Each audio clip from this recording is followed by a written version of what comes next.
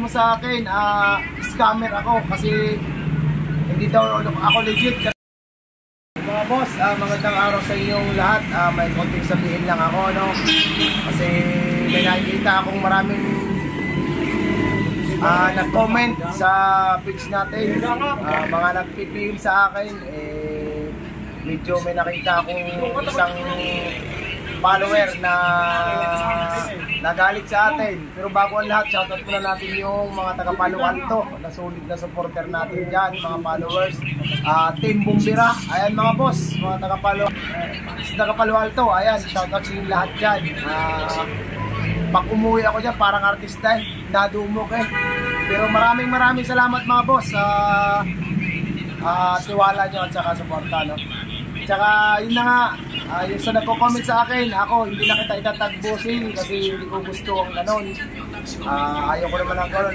Sa lahat lang na nakapalo sa akin, na hindi pa nakasubok sa akin, mga boss, pumunta na lang kayo sa shop. Yun na lang masasabi ko sa inyo, wag na kayong, kung nag-PM kayo sa akin, 4 months na, sabi mo sa akin, scammer ako kasi hindi daw ako legit kasi hindi ako nagre-reply sa iyo. Yan mga boss, pasensya ka na, ako nahingi ng pasensya sa iyo. Napakadami talagang trabaho gagawin, kaya hindi ako nakapag-reply agad sa iyo. Kung napapansin mo, puro sim lang ang nakikita mo kasi automatic yan boss, kasi may ano tayo, ang tawag nito, may admin tayo. Ngayon, kung di alam ng admin na magre-reply, hindi talaga magre-reply yan. Kaya para sa akin, basta Lunes, huwag ka lang pumunta ng Lunes dahil realistic ko kahit ibang araw pumasyal ka boss.